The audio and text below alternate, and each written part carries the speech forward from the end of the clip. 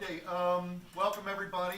My name is Earl Whitney, and I asked Doug if I could make a presentation on financial forecasting because it seemed to me that that's something that a lot of people need to do, and it's something that I'm very familiar with. You can see on the slide, excuse me, that I am an actuary, and usually people like to know the difference between actuaries and accountants because they're much more familiar with accountants, and I would tell you, this is not a joke. I don't have time for jokes. So an accountant is somebody who looks to the past and counts things and puts them in the right bucket so that you can generate financial statements. An actuary is someone who looks to the future and uses the past to the extent necessary in order to determine something about the future. So a lot of what I did as an actuary was financial forecasting, among a lot of other things that I did. This is a quote from somebody from Inc. magazine, and essentially what it says is, there are two main reasons to do financial forecasting. One is for your investors, and the other is for yourself. So your investors are going to want to see what you expect to happen in your business, but beyond that, you need it for yourself as a tool so that you can monitor what's happening in your business over time. The main purposes of financial forecasting are to essentially get a realistic vision of what's going on with your business. You need to estimate the financial state of your business at various points in time. You may find that, for example, after you do your financial forecast, you're not going to make enough money to run a business, at which point you need to reconsider what you're doing. And I'm going to show you an example of an income statement that I put together for a business that I could do if I wanted to, but I don't want to, and you'll see why. The other things that you want to do in terms of financial projection, as far as why you want to do these things, you want to identify how much financing you'll need. No sense borrowing more than you need because you're going to be paying interest on that. You want to establish benchmarks, and this is really, really important. Benchmarks allow you to compare yourself as you're moving forward. So, for example, if I project that I'm going to have sales at a certain level, and my financial projection runs off of that, and then I find out I'm not getting sales at that level, what am I going to do? Well, one thing you can do is you can use your projection as a tool. You go back into the projection, change your sales forecast, and see what that means for you financially. There are three key financial statements to deal with. There's probably a lot more that investors might want to see, but these are the main ones to start with. The income statement, which also called the profit and loss statement, I'm going to focus on that mostly today, but tell you a little bit about the other two, the balance sheet and cash flow statement. The income statement, in essence, shows your profit and loss for a particular time period. It's developed on an accrual basis. Now, what does an accrual basis mean? It means that if I buy something today, I count that as a cost today. I may pay for it next month because I put it on a credit card, but that's a cash flow issue. It's not an accrual basis of a future time period. The accrual basis is the current time period. So when liabilities come into existence, that's how the financial forecast is developed as far as the income statement goes. It gives you a true picture of whether you're making money or not. If you've bought a bunch of things that you're going to pay for in the future, and your business stops at the end of the month, well, you still have to pay for those down the road. So you want to count them for periods that have already taken place. And this is also the income statement's your starting point for the balance sheet and the cash flow statement. The balance sheet is, in essence, a state of your business at any point in time. So you accumulate the results from your income statement, and that goes into your balance sheet. So you'll have some initial financing capital that you've raised, you'll have some startup expenses. All those go into the beginning of the balance sheet, then your income statement starts adding to that, and you just add stuff up over time, and that basically gives you your balance sheet. It's also on an accrual basis because the balance sheet wants to tell you if my business stopped at this point in time, here's where I would be. Key categories in there are assets, what you own. And typically, if you see a balance sheet, the assets will be at the top. That's what you own. The liabilities are what you owe. That goes down below. And then the difference is the owner's equity, basically the difference between assets and liabilities. Cash flow statement, oddly enough, is developed on a cash basis. So if I buy something today, I pay for it next month, in the cash flow statement, I'm going to count it next month, because that's when the cash is actually expended. Also, when cash comes in, you may sell something to someone, but you may not receive the cash for a couple of months, in which case, in the cash flow statement, you would show that cash coming in later.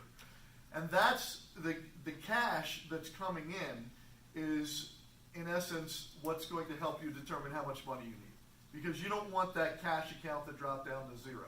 It's possible that your income could show that you're losing money, but you still have cash. So you don't have to borrow all of the money to make your income statement zero or higher, but you do need to make sure that you have cash coming in. And if you don't have the cash coming in, if your cash flow statement looks like it's going to drop below zero, that's when you need some more funding. Okay, forecasting is not the same as accounting. This is really important because an accountant has all kinds of rules set by the Financial Accounting Standards Board, and they have to do things a certain way. When you're projecting costs, and this is one of the freedoms I enjoyed as an actuary, we can kind of make up how we go, okay? You just got to do stuff that makes sense. You want to have an income statement, a balance sheet, a cash flow statement, but you don't have to worry about all the little detail, and you can make reasonable, educated guesses about some of the income and expenses that you're going to have. There's a really good article on this that I put down at the bottom of the page here. I'd suggest you go take a look at that article. It's short, and it just kind of gives you a feel for what's going on here. When you do a financial projection, I'm going to tell you how I do them, and because that's what I know. If you want to do them differently, that's fine, as long as what you do is going to be acceptable to any investors that you have. You're going to start with a spreadsheet program. All financial projections basically are done on spreadsheets. Microsoft Excel is what I use. If you don't have Microsoft Office and you want a free program, there's a couple of decent ones. Apache OpenOffice and LibreOffice are the two that I think are most frequently used. And those are free. They act kind of like Microsoft Excel. They try to emulate Microsoft Excel. Also, there's some books that you should take a look at. You want to be pretty good at using a spreadsheet program if you're going to do a financial projection. There's lots of really cool things you can do. One of the things that is really important in doing a financial projection is to keep it as simple as possible. You don't want to get lost in the numbers. If you have too much detail, you're going to get in trouble because things will change and you'll say, whoa, where did that come from? And it'll be because that's the way you built it. So you want to keep it simple, but that doesn't mean that it's real simple. You want to keep it as simple as possible. It could be complex, but still be as simple as possible. If you have an opportunity to either make it more difficult for yourself or less difficult for yourself, go with the less difficult, unless you're really adding a lot of value with the extra things that you're adding into the program. In all my years of being an actuary, one of the things that I learned that is really one of the hardest lessons to learn, but probably one of the most valuable lessons to learn, is to start the beginning of your spreadsheet with your assumptions. Put them all on one page or a couple of pages at the front of your model. And the reason for that is because from that flows everything else. So all the projections that you do will flow off of your assumptions, and if your assumptions change, all you have to do is go to page 1 or page 2 of your model and make the changes in the assumptions. Everything else should flow through. So all the subsequent pages of your model or of your projection should, in essence, flow from the first page of assumptions. You'll have all your logic and everything in the subsequent pages, but your assumptions go in the beginning. And there are a few things that that helps you with. I'll get to those in just a minute. I looked at how long people recommend that you do your projection for. I recommend 3 years. I project monthly and then accumulate quarterly and annually. Why do I do 3 years? Because it gives you a chance to look at the mature business that you're going to have.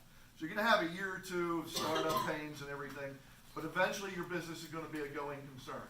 So by that third year, generally you're a going concern. if you use 5 years, I think that's just way too much. It's like projecting a Social Security fund for 75 years, which I did at the beginning of my career, which is like totally useless because 75 years from now it's going to be so different. Your business is going to be so different in 5 years, it's not worth going out that far. But I think maybe 2 years or 18 months that some people recommend, I think is too short because it doesn't give you a chance to see what your mature business is going to look like.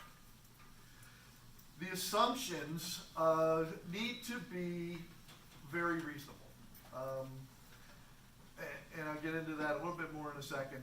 What are the assumptions that you want to have? Sales, obviously, components of the cost of goods sold, cash flow assumptions, etc. Cost of goods sold is what it costs to make what it is you're selling. Okay, that's a very important concept, and we'll see that in the example that I go through in a couple of minutes. Why do you want to control the inputs as far as the assumptions at the beginning of your model? And I've listed them here. You want to control your inputs. You want to make sure you know where they are. So for example, if you're making a change and you say, oh, I think that's on page 7 of the model, let me go to that page and do an input. That doesn't work as well as having them all in one place and putting in your assumptions. You want to make sure you don't miss anything important. So if all your assumptions are one page, you can look through them and say, oh yeah, I missed whatever. I may have missed Seasonality. Seasonality, or I may have missed taxes of a certain type or business expense that I don't know. So anyway, if you have them all there, you can tell if you missed anything. And also, it's very dangerous to go back into a model 5 or 6 or 10 pages in and start changing things, because you don't know if you're overwriting a formula. And if you overwrite a formula, the whole thing is messed up. So if the back pages are formulas and the front pages are assumptions, I think you're much better off. The other thing about having them in the front is your assumptions will determine the credibility of your projection. When somebody's looking at your projection, a lot of times, I was reading about Sequoia Capital and some angel investors, and they said that they look at the projection a little bit, but they don't care as much what it says on the out years as much as they do what the assumptions are in the beginning. So if your assumptions are reasonable, they're going to be more likely to accept what you project. If your assumptions are ridiculous, like, oh, I've got, let's see, worldwide there's 1 billion of people doing this thing, and I think I can get 1% of it. Well, that's 10 million, that's a lot of people, so maybe you can't do that, and maybe you can, I don't know. But the investors will be saying, they'll be looking at that and saying, well, is that a reasonable assumption or not? So you've got all the things you need to talk to your investors about in a very small area of your model. Generally, we recommend, and whenever I did this for clients when I was working as an actuary, we did 3 scenarios. We did the best estimate first. So you take your shot at what you really think is going to happen. But then you say, well, gee, what if things are better than that? So you do an optimistic projection. And then you also say, well, gee, what if things are worse than that? And one of the startup gurus, Guy Kawasaki, has said that, I have a quote here from him, he said, history has shown that your actual results will be 10% of your most conservative, read pessimistic, forecast. So if you think you can accomplish a certain thing and you're off, then your whole model does not describe what's going to happen to you, and you want to be able to go back into that model, change your assumptions, look at what's going on, and then project to see if you need to make changes quickly. And generally, when you find that you have a financial issue, you need to make changes quickly. And by using a model, you can project out and see when you need to do that. All right, I'm going to show you an income statement. Oh boy. With an example. And I think the example really helps. The last page of your handout is a 1-page income statement of a hypothetical business that I would start for the website that I have. I have a website called mathguy.us, which is used by Washington County schools to help students with their mathematics. and it's apparently very popular in India and Bangladesh, and I don't know why. But mathguy.us, suppose I wanted to turn that into a business. Right now it's all volunteer work, everything on there is volunteer. By the way, these slides are on there, so if you want a copy of these slides and you didn't pick them up, or you want one on a page instead of four on a page, you can go to mathguy.us, it's right there in the front, it says Entrepreneurs Assembly, two copies of the slides. But suppose I wanted to turn it into a business. So I would need to project sales, I would need to project the cost of goods sold. Gross margin is what we call is the difference between the two, and you can use that generally to compare yourself to other businesses. You'll have operating expenses, that's your overhead, like your utilities and things like that, and I have a long list of those for you to look at. Income from operations is your gross margin minus your operating expenses. That gives you your net income, which is taxed, and so you have to take out taxes to see how much you're going to make. This is what's on the last page that I gave you, and there are three main areas, the green, the red, and the blue. Green is income and sales, red is the cost of goods sold, and blue is the expenses. I just color-coded it so you can kind of see what we're going to look at as we go forward. For revenue, on the sales side, when you're building your model, you need to make sure that you have segments that make sense for you. Okay, SCORE has a set of financial projections that you can find online, but I found it very difficult and unwieldy to use because they have certain buckets, and those buckets may not be the buckets that are right for you. So you'll see in my projection here is there are two things that I said I would do if I had a business. One is I have some math handbooks that I've written, I could sell those, and the other is that I have tutoring, math tutoring that I could do. So this one, the handbook sales, is capital intensive because it involves paper and printing and printers and ink and all kinds of stuff like that. Tutoring is not capital intensive, it just involves me going to somebody's house and helping them with their math. So let's go back. What you need to do for each of those segments that you think makes sense is to estimate unit sales and prices. And then the product of the two obviously gives you your total revenue. And you want to get that by target market or product or service, whatever makes sense for you, but keep it simple. Mine was just two categories, so that was my attempt to keep it simple. Also, if you sell through various sales channels, you might want to keep track of things that way and project things that way to see which are profitable and which are not profitable for you. This is the key at the bottom.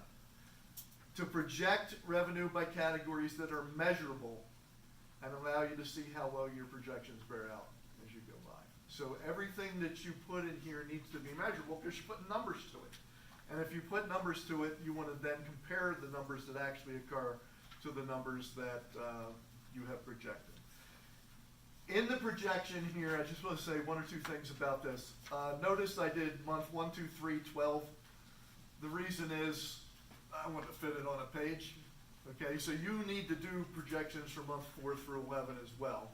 And generally you want to do 3 years. I didn't accumulate quarters 2, 3, 4, the annual total, because I didn't know what they were, because I didn't project them for purposes of this presentation. Okay, but you would need to project all of that, accumulate your numbers, and see how things look.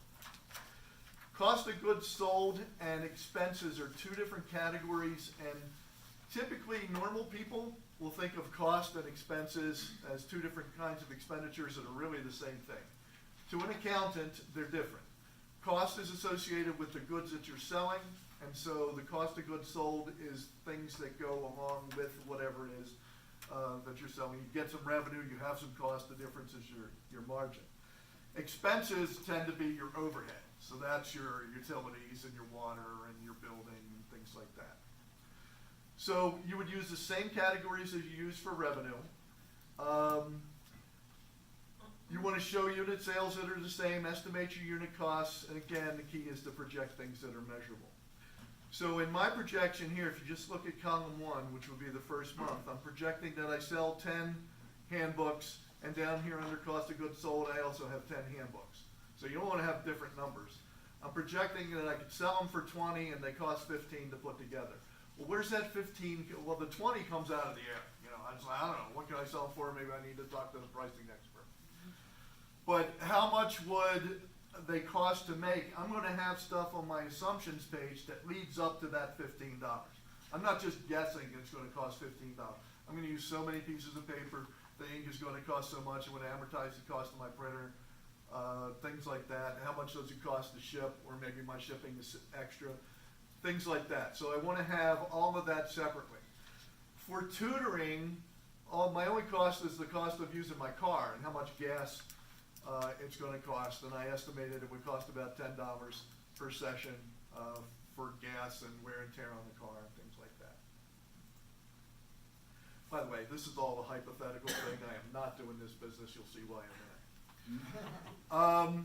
Operating expenses or overhead. There may be significant expenditures before you start. Those are startup expenses. They don't go into the income statement per se. They do show up in the balance sheet. But income statement is for after you start business. You may have expenses that just need to be added to your income as you go forward. You want to have a number of categories. I'm going to show you a bunch of them. You want to be thorough. Assume some miscellaneous expenses. One of the problems that I see people run into is that they'll add up. I think this is going to cost this. This is going to cost this. This is going to. Well, what about this other thing? Oh, well, I didn't have anything in there for that. Well, if you didn't have anything in there for it, your projection's messed up already. If you have a miscellaneous category and you put some money in there in your projection, then you can say, oh, well, I'll take that out of the miscellaneous if you forgot something. Don't worry about income tax at this point. It's at the end.